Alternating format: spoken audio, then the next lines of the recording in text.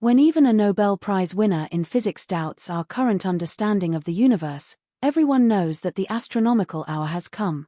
However, Adam Rees is not the only one at his wits' end. The James Webb Telescope is currently detecting more and more new structures in space that are in stark contradiction to the conventional cosmology.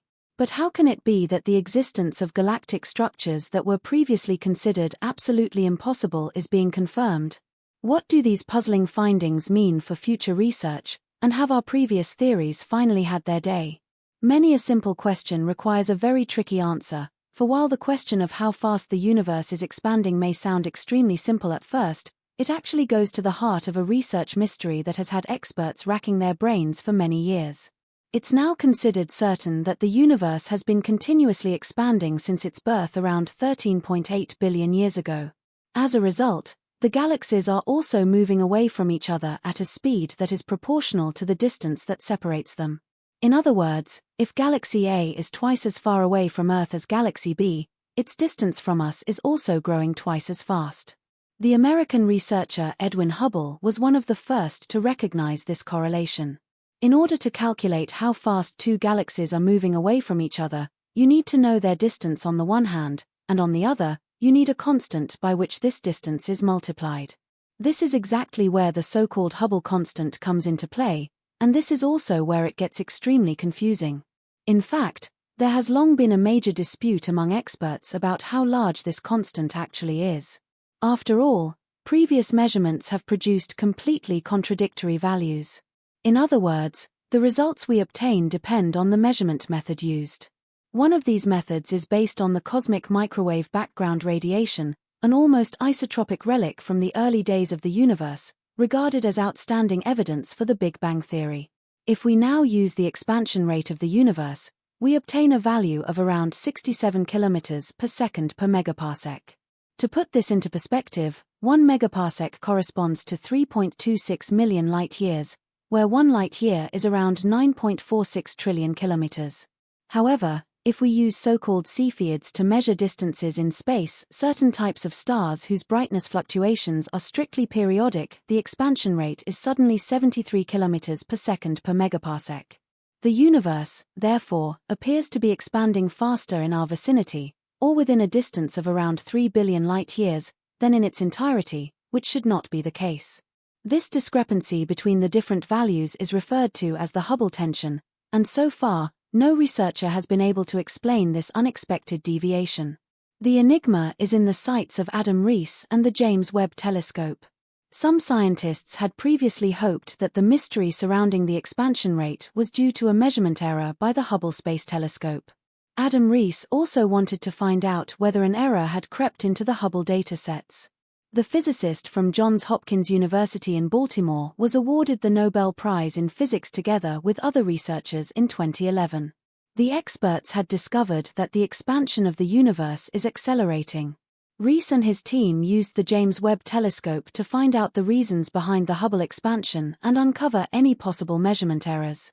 But how do you actually determine the expansion of the cosmos in detail? Well, the so-called cosmic distance ladder is used for this. Each stage of this ladder is based on the previous stage, so a potential measurement error runs through all stages. The Cepheids mentioned only prove to be reliable up to a certain point. This is because the greater the distance becomes, the more difficult it is to measure the distance accurately. The reason for this is that the light from the Cepheids mixes with the light from other stars as the distance increases, making them relatively difficult to see.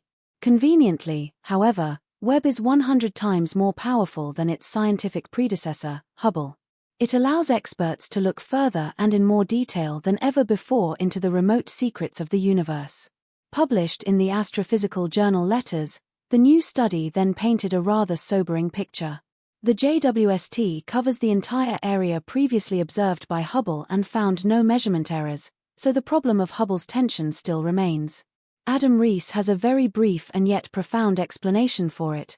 It could be that we have simply misunderstood the universe.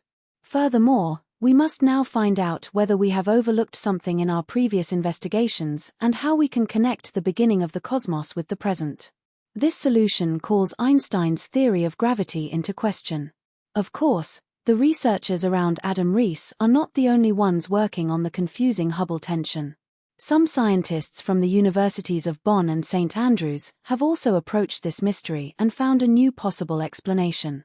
In detail, our blue home planet is located in a bubble-shaped region of space in which there is relatively little matter. The density of matter is higher around the cosmic bubble, and gravitational forces emanate from the matter, which pull the galaxies in the bubble towards the edge. As a result, they are also moving away from us faster than would actually be expected. A perfectly plausible explanation, but one that leads straight to the next research dilemma because the standard model does not provide for such bubbles or underdens. ITs. They should not actually exist at all. Instead, matter should be evenly distributed in space. At its core, the standard model is based on a theory by Albert Einstein on the nature of gravity. However, it's possible that gravitational forces behave differently in reality than Einstein predicted.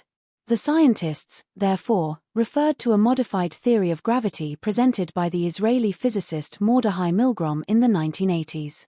However, the so-called modified Newtonian dynamics has not yet achieved more than outsider status, even though it accurately predicts the existence of the corresponding bubbles. Assuming that gravity really does behave according to Milgrom's ideas, all the discussions about Hubble tension would also be a thing of the past.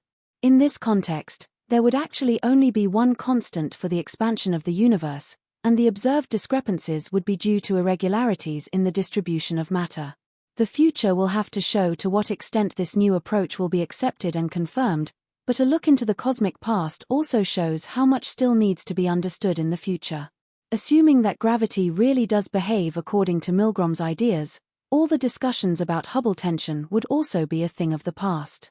In this context, there would actually only be one constant for the expansion of the universe, and the observed discrepancies would be due to irregularities in the distribution of matter. The future will have to show to what extent this new approach will be accepted and confirmed. But a look into the cosmic past also shows how much still needs to be understood in the future. Sometimes a single value is enough to leave even the most experienced astronomers with open mouths. In detail, 1432 is the record redshift of the galaxy JADES GSZ14, which means that this gravitationally bound group of stars already existed 290 million years after the Big Bang. At the same time, the earliest known galaxy also raises pressing questions. How could it have been so bright and massive at that time? Where did the necessary matter come from? Detected with the help of Webb's near-infrared camera, NIRCam, the structure is also likely to have taken 100 million years to grow to its observed size. The bottom line is that this galactic infant contradicts practically all theoretical models and computer simulations for the early cosmos. In fact, the galaxy is in the best of company. The 6 galaxies that the James Webb Telescope had already added to star maps at the beginning of 2023 were also much more massive than they should be. Although these structures existed when the universe was only 500 to 700 million years old, they already resembled today's Milky Way. However, this is not possible according to conventional cosmology. These galaxies earned the nickname universe breakers among experts. Instead of unexpected baby galaxies, researchers saw impressive objects, each containing more than 10 billion solar masses of stars, with one possibly having over 100 billion solar masses. The question that now needs answering is how this was possible. Even if only one of these galaxies is real, it would push our understanding of cosmology to its limits. To explain the presence of these structures, the density of matter in the early cosmos would have had to be up to 5 times greater than our models suggest. Alternatively, the galaxies could have grown in ways completely unknown to us. But what do such discoveries mean in a larger context? Does the history of the early universe and possibly the Big Bang theory itself need to be rewritten? Our current understanding of galaxy evolution suggests that dark matter collapsed into giant clumps called halos within the first few 100 million years after the Big Bang. These halos attracted normal matter, eventually forming stars and galaxies, but this process took time. Matter clumped together gradually, producing larger galaxies over time. Within this model, the galaxies discovered by Webb are impossible, and our previous theories do not predict nearly enough dark matter halos in the early universe for such large structures to form. Yet, some experts, like Julian Munoz from the University of Texas at Austin, are hesitant to abandon established research entirely. Munoz suggests interpreting Webb's data with caution. If there were indeed 10 times more dark matter structures in the early cosmos than assumed, there would also be 10 times more galaxies in Webb's images, and the same would apply to Hubble's data. However, this is not the case. Munoz and his team compared how many galaxies Hubble had seen across a wide range of brightness. They then tried to insert more dark matter halos into their early universe model, but doing so through the information Hubble had collected into chaos. So, which telescope should we trust? While Webb is far more powerful than Hubble, it has only been operational since 2022. Hubble, by contrast, has been observing space for nearly 35 years. Munoz argues that, for now, quantity trumps quality, and Hubble's data appears more reliable at the moment.